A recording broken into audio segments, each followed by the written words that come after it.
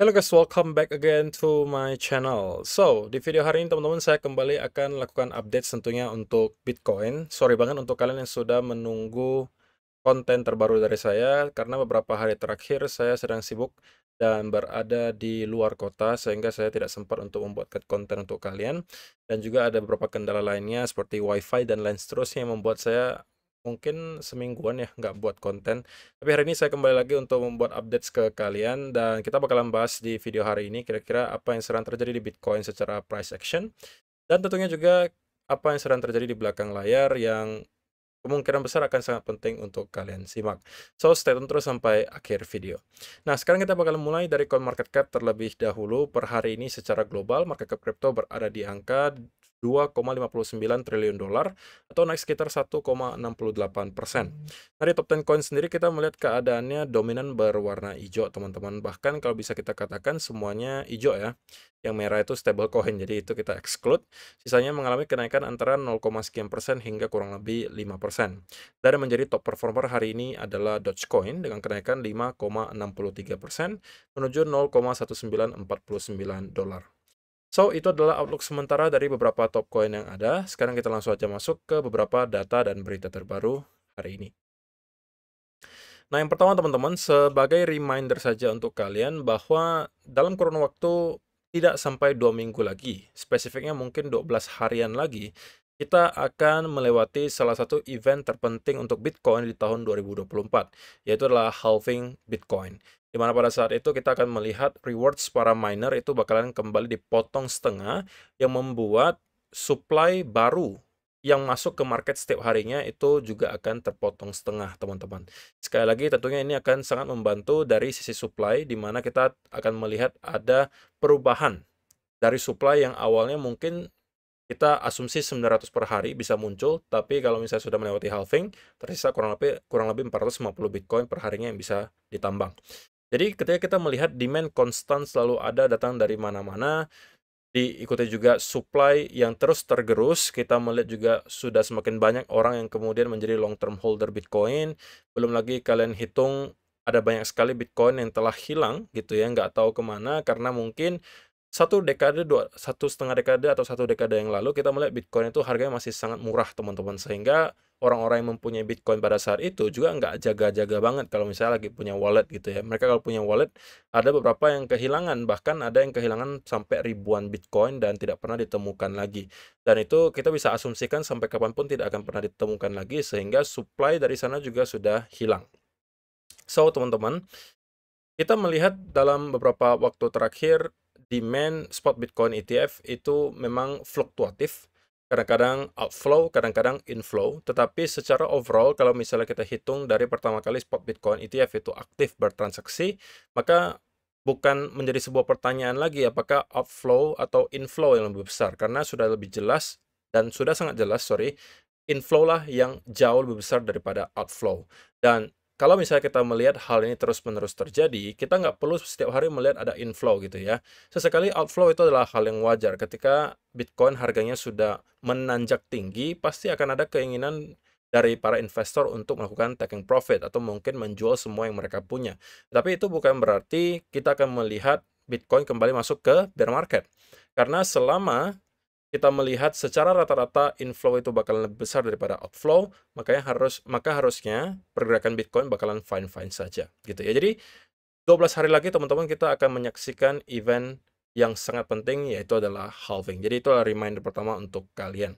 Nah, yang kedua, kita pengen melihat sedikit dari liquidation heat map, teman-teman. Dan menurut saya ada hal yang cukup menarik ya yang kita bisa lihat di sini. Karena kalau misalnya diperhatikan, untuk time frame yang kecil, 12 jam, kemudian 24 jam, 3 harian, dan kalau misalnya kita lihat di sini 3 harian, dan juga yang 1 minggu seingat saya, itu yang justru lebih banyak angka likuidasinya adalah di arah bawah, teman-teman. Tetapi kalau kita scroll lebih jauh lagi ke 1 bulan, 3 bulan, itu keadaannya berbalik. Kita melihat justru lebih dekat yang likuidasinya lebih banyak itu di atas daripada di bawah. Ya walaupun kalau kita zoom out lagi menuju ke angka 50.000, 40.000, memang itu juga lumayan banyak, teman-teman. Tapi kalau ditanya Dan secara logika gitu ya, kalau misalnya market maker mau untuk menjemput yang di sini, itu kan jauh banget gitu ya, dan mungkin memerlukan effort yang sangat besar. Beda cerita kalau misalnya kita lihat yang di atas ini kita dekat banget. Angkanya cuma di sekitaran 71.000 sampai 73 ribuan dolar. Sedangkan sekarang kita berada di 69.000 gitu ya. Jadi ya kalau misalnya secara midterm ya dari segi liquidation heat map harusnya masih merujuk ke arah yang positif. Ya walaupun kalau misalnya kita bicara short term bisa aja masih kita bermain di sekitaran area range 69 sampai 67-an ribu atau bahkan 66.000 karena kita sekarang berada di sebuah pattern teman-teman yang bakalan kita bahas nanti dari segi price action. Tapi pada intinya untuk midterm kita masih melihat angka likuidasi masih sedikit banyak itu di arah atas. Dan yang terakhir, teman-teman, kita melihat bahwa setiap kali halving terjadi, ini mungkin untuk teman-teman yang masih pemula ya, yang tidak mengerti kenapa halving itu penting gitu ya. Ya, ini kita bisa lihat aja dari data historis ya, teman-teman. Setiap kali kita melewati halving, baik itu halving yang pertama, di sini yang kedua, maupun yang ketiga, beberapa bulan kemudian, harga Bitcoin itu mengalami apresiasi yang sangat besar biasanya. Walaupun dari cycle ke cycle kita memang melihat secara persentase itu kenaikannya menurun, oke, atau kita sebut sebagai diminishing return, tetapi yang kita katakan di sini hanya adalah ketika kita melewati halving itu biasanya akan ada fase parabolik terjadi ke Bitcoin, di mana kita melihat ada rally yang sangat kencang ke atas sebelum pada akhirnya kita kembali masuk ke bear market. Dan biasanya itu selalu terjadi setelah halving gitu ya, beberapa bulan setelah halving. Dan kalau misalnya kita akan mengulangi hal yang sama dengan kita lihat beberapa kali sebelumnya, maka kita juga bisa expect bahwa dalam beberapa bulan ke depan, Bitcoin kemungkinan akan mengalami apresiasi juga yang sangat besar secara persentase. Dan saya rasa angka 100.000 untuk cycle top kali ini sudah bukan lagi konservatif, tapi underestimate menurut saya. Karena 100.000 dari sini saya rasa tidak lagi terlalu jauh, teman-teman. Angka 120 sampai 150 ribu dolar per satu Bitcoin untuk sekarang kemungkinan sudah bisa kita kategorikan sebagai target yang konservatif. Karena udah tidak jarang ya orang-orang sekarang yang mulai menargetkan angka yang jauh lebih tinggi daripada itu. Ada yang 200.000 dolar, ada yang 300.000, 500.000, atau bahkan ada yang sangat optimis mengatakan sampai 1 juta dolar. Yang kalau saya pribadi sih mungkin tidak sampai se ekstrim itu ya. Kalau saya mungkin cenderung termasuk yang konservatif dan merasa bahwa angka 100 sampai 150.000 adalah sweet spot-nya, di mana kemungkinan saya akan start untuk scaling out gitu ya, atau secara perlahan itu keluar dari market. Tapi setiap orang itu mempunyai opini yang berbeda. Kalau kalian mempunyai planning yang berbeda itu tidak ada masalah gitu ya. Tetapi selama kalian mengerti apa yang kalian lakukan, selama kalian juga sudah menyiapkan plan B-nya apabila rupanya analisa atau prediksi kalian itu salah, menurut saya itu bakalan fine-fine saja gitu ya. So, itu adalah beberapa data dan berita hari ini yang pengen saya sampaikan untuk kalian. Sekarang kita masuk ke chartnya Bitcoin, dan saya pengen mulai dulu dari daily chart.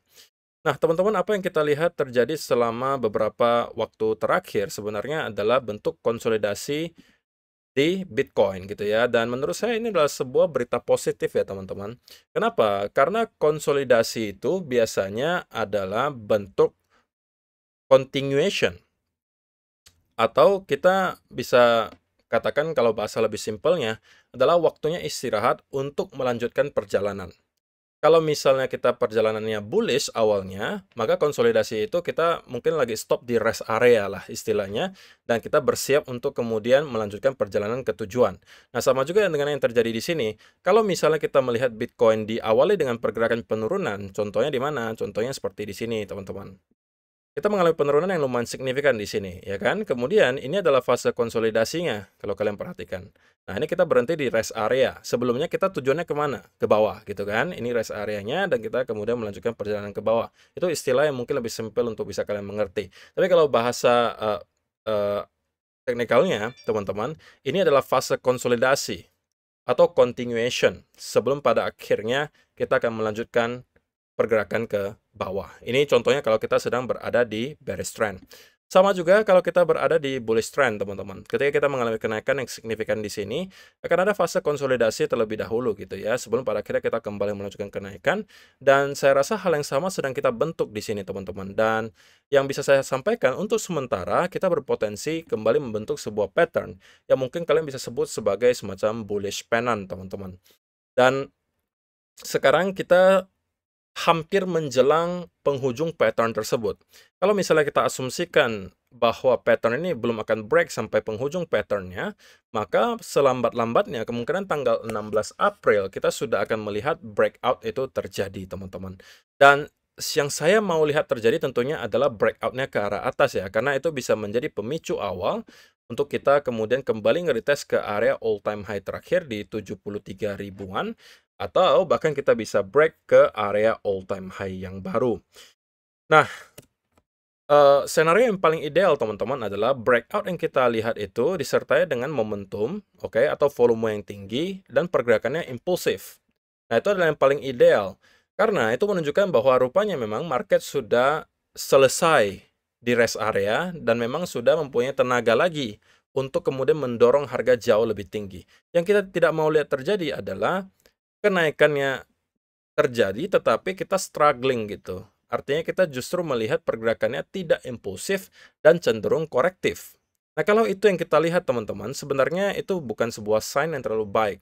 Karena bisa aja berarti bahwa kita memang mengalami kenaikan, tapi kenaikan yang kita lihat itu tidak dibarengi dengan momentum atau volume yang bisa mengindikasikan bahwa ada potensi fake out yang terjadi.